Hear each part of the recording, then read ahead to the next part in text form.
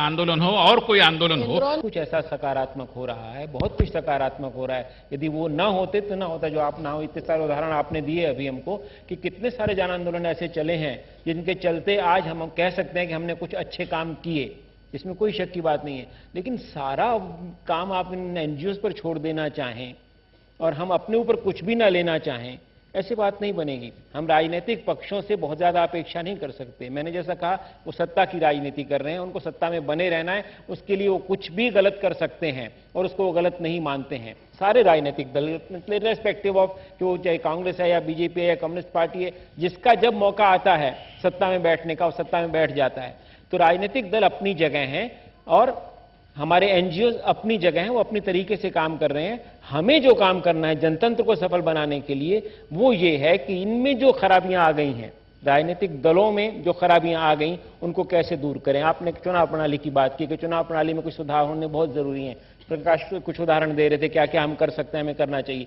उसके लिए जनमत बनाना पड़ेगा, इसमें कोई शक नहीं है। और जनमत बनाने के लिए तो चर्चा भी सुनते नहीं हम जी। ये हमारा आप जैसे पत्रकार, क्षमा करें, मगर पत्रकारों में से जो बड़े भीष्माचार्य हैं, बहुत बड़े दिग्गज पत्रकार हैं, या विचारकों, या विश्वविद्यालय चलाने वाले वाइस चांसलर्स, या जन आंदोलन करने वाले भी, अभी जन आंदोलन में कुछ आवाज आती है, बाकी बुद्धिजीवी ये चुनाव सुधारों पर, जनतांत्रिक सुधारों पर, राजनीतिक दलों पर एक अंकुश बना रहे, इसके बारे में कहीं बोलते भी दिखाई देते नहीं। मीडिया ने तो मानो ये विषय ऑप्शन में डाल दिया है। मीडिया की बात छोड़िए, आज हम लोग क्या कर रहे हैं। मैं मैत्रेयी को धन्यवाद देना चाहूंगा और आप सबको भी धन्यवाद देना चाहूंगा कि आप लोग सब मिलकर के एक ऐसे विषय पर बात कर रहे हैं जिसका रिश्ता हमारे अस्तित्व से है, हमारी व्यवस्था के अस्तित्व से है। तो कर तो रहे हैं, ऐसा नहीं कि नहीं हो रहा है। मतलब आप सोचो कि हम नारे लगाने शुरू कर दें, कोई जरूरी नहीं हुआ करता है। आज जो चार आदमी मिलकर के आप सब लोग के साथ बैठ के बात कर रहे हैं, तो कुछ ना कुछ तो इससे होगा ना, मंथन तो हो रहा है, विचार मंथन तो हो रहा है, मक्खन निकलेगा कभी ना कभी, और उस मक्खन का हमको इंतजार है और हमें वो निकालना ही है। उसके अलावा हमारे पास कोई चारा नहीं, किसी भी व्यवस्था में। नवनीत के संपादक तो है ही है। नहीं, सिर्फ व्यवस्था के कर्ता धर्ताओं पर नहीं चल सकते हम लोग। जितना अवकाश आज के जनतंत्र में है, उसका विविध प्रकार से लोग उपयोग कर रहे हैं। शांति भूषण जी ने जजेस का भ्रष्टाचार खुलेआम शपथ पत्र के द्वारा प्रशांत भूषण जी के साथ घोषित करना एक बहुत बड़ा कदम है। ये हमारे जनतंत्र के जिंदा होने का एक उदाहरण है और ऐसे उदाहरण है। अवकाश है, लेकिन वो खत्म होता जा रहा है। मीडिया ये नहीं, मार्केट ने उसको ऑक्यूपाई किया और नौकरशाह और राजनेता इनके साथ, ये पूंजीपतियों के साथ जो एक गिरोह बन के आज खड़े हैं। मैं आपने जो मार्केट का उपयोग किया शब्द का, बहुत सटीक कमेंट है आपकी, क्योंकि सारा ही लोकानुरंजन की तरफ बढ़ रहा है।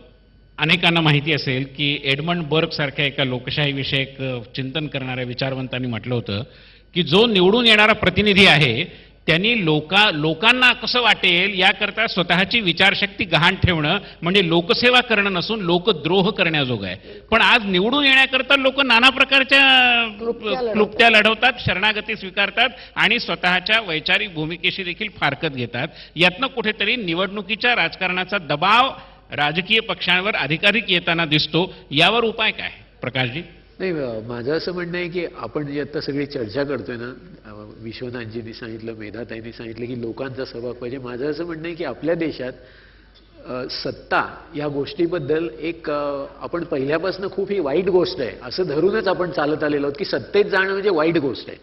सत्ता राबवणं, व्यवस्थित राबवणं, आणि सत्तेत गेलेला माणूस म्हणजे आता तुमच्या सगळ्या काही विधानांना जो इथे हाशा आणि टाळ्या पडल्या त्यावरनं जनतेचंही असं मत आहे। पण दुसऱ्या बाजूला जनतेला लोकांना सत्तेतही पाठवायचं असतं, त्यामुळे ते सत्तेतही पाठवतात आणि सत्तेत गेल्यावर सत्ताही वाईट आहे असंही सांगतात। माझं असं म्हणणं आहे की हे सत्तेचं वाईट पण आहे ना, हे आपण डोळ्यापुढनं जरा बाजूला करायला पाहिजे। संसद सदस्यांचा पगार वाढला तर खरं म्हणजे विरोध करायचं काही कारण, विरोध करायची काहीच गरज वाटत नाही, मुळीच वाटत नाही। कारण संसद सदस्यांचे जर ते व्यवस्थित काम करत असले तर त्यांचा पगार वाढवायला हरकत नाही। अकाउंटेबल बनवा, पगार जास्त द्या, त्यांना जबाबदारी त्यांची ही करा। माझं काय म्हणणं आहे की संसद सदस्य जे आहेत, त्या संसद सदस्यांचं जे ऑफिस ऑफ प्रॉफिट म्हणून मध्ये वाद झाला, तर संसद सदस्य हे स्वतःचं पद हे फायद्यासाठी वापरतात, त्याच्यावर तुम्ही हे आणा, त्याच्यावर काहीतरी निर्बंध आणा।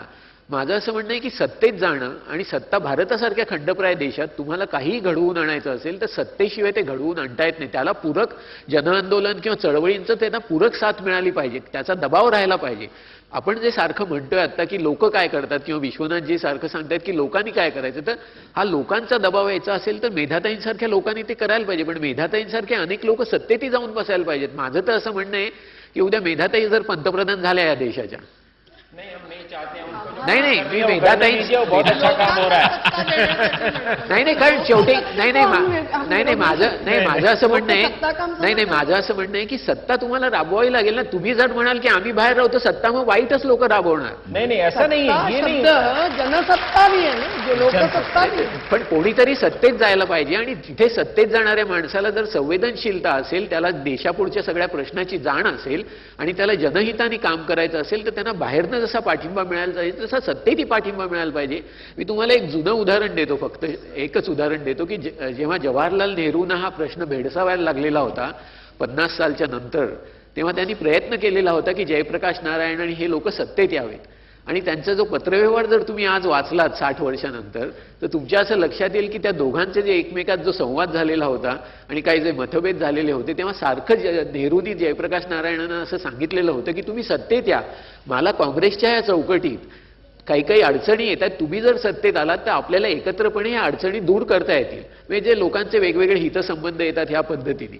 तेव्हा जयप्रकाशजींचं म्हणणं होतं, आता जे मेधाताई म्हणतात तसं जयप्रकाशजी म्हणत होते आणि 50 वर्षानंतर जयप्रकाशजी बदलले. माझी अशी आशा आहे की मेधाताई एवढे 50 वर्ष लागणार नाहीत, लवकरच 5 वर्षातच बदलतील.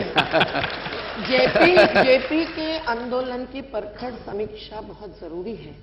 कल उनकी जन्मतिथि इसलिए ही नहीं, इसलिए क्योंकि जेपी नहीं, शुरुआत तो गांधीवाद से होती है.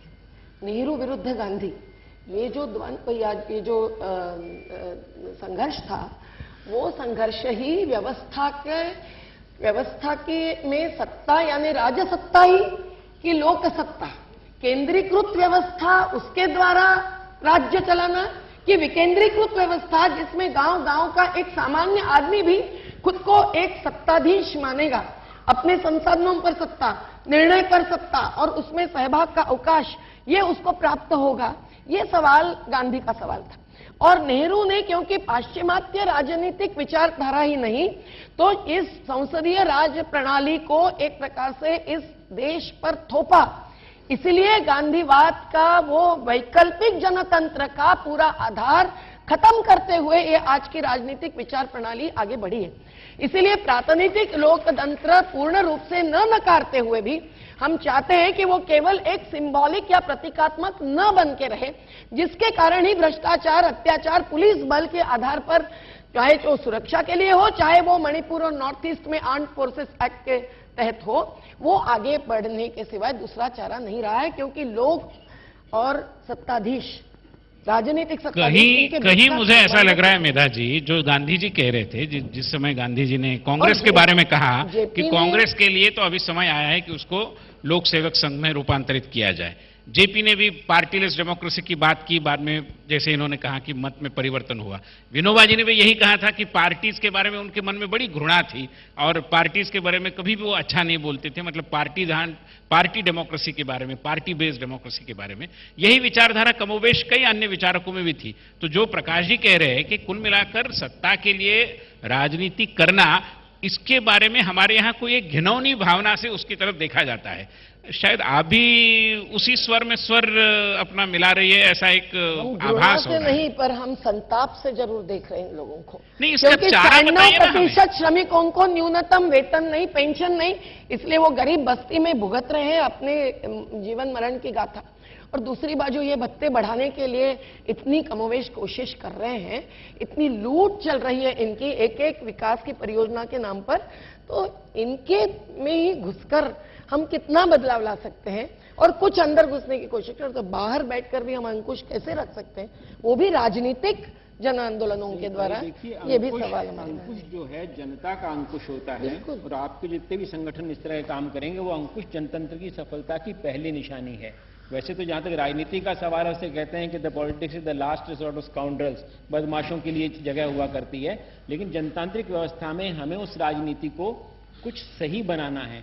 तो गलत लोगों को चुन करके हम भेजते हैं, गलत लोगों को वहां नहीं बैठने देना है। जो गलती कर रहा है उसको वापस बुलाना है, और जो गलती कर करके भी वहां हमारे हम मुंह दिखा रहे हैं, जैसा कि आप जिनको देख संताप से देखना चाहती हैं, उन्हें हमें गुस्से से भी देखना है, हमें अपना गुस्सा भी जाहिर करना है उन पर कि आप गलत काम करें, हम नहीं चलने देंगे। ये व्यवस्था को हमें बदलना है। तो कुल मिलाकर के जनतांत्रिक व्यवस्था बनाए रखने का दायित्व जनता का होता है, कुल मिलाकर के जनतांत्रिक व्यवस्था को सुधारने का दायित्व जनता का होता है।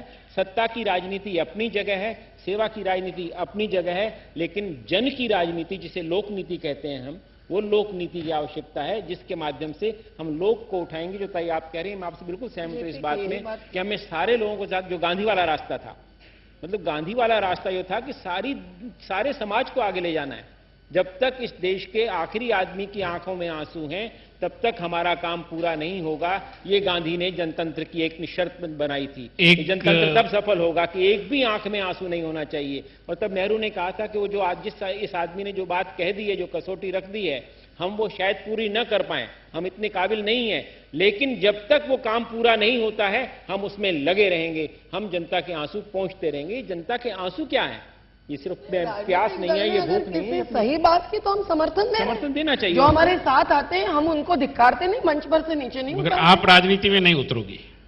हम लोग राजनीति में है ही नहीं, चुनावी राजनीति नहीं है। चुनावी राजनीति में उतरेंगे भी कभी, लेकिन जब जनता इतनी तैयार दिखेगी तब उतरेंगे, नहीं तो क्यों हम लोग अपनी 25 साल हो गए मेरा जी। जैसे हम एक रन से अगर हार गए तो 3 गुना लगान देने के जैसे इस प्रकार पण 25 वर्ष तुमचं आंदोलन पाहणाऱ्या तुमच्या समर्थकांना जर असं वाटत असेल की आता तुम्ही सत्तेत यावं, तर तुम्ही त्यांच्या भावनेला रिस्पॉन्ड कराल का अजूनही तुम्हाला थोडा वेळ हवाय? त्यांनी आधी स्वतःची सत्ता समजावी, स्वतःचा अधिकार समजावा, मग काही जणांनी आतमध्ये जाण्याने काही फरक पडेल. मला असं वाटतं की ही चर्चा तशी एंडलेस आहे.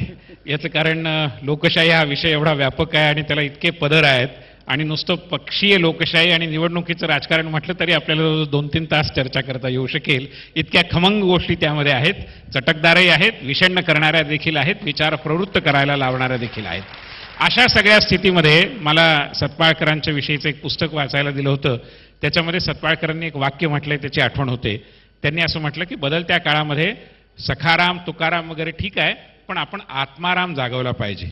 मला वाटतं विश्वनाथ सचदेव तेच म्हणतायत, मेधाताई तेच म्हणतायत, आणि थोडंसं वेगळ्या अंगाने का होईना पण प्रकाश बाळांना तेच सुचवायचंय की हा आत्माराम आपण जागवला, आपण स्वतः सजग झालो, आपण स्वतः एक नागरिक म्हणून भूमिका अगदी इंटरनेटवरून सहजगत्या पाठवण्या येण्याजोगा ईमेल पाठवण्यापर्यंत जरी आपली सक्रियता आपण दाखवली, मतदान करताना सजगतेने आणि डोळसपणाने मतदान केलं, तर मला असं वाटतं की या लोकशाहीची तब्येत आणखी सुदृढ होण्याकरता आपण आपल्या परीने हातभार नक्की लावू शकू.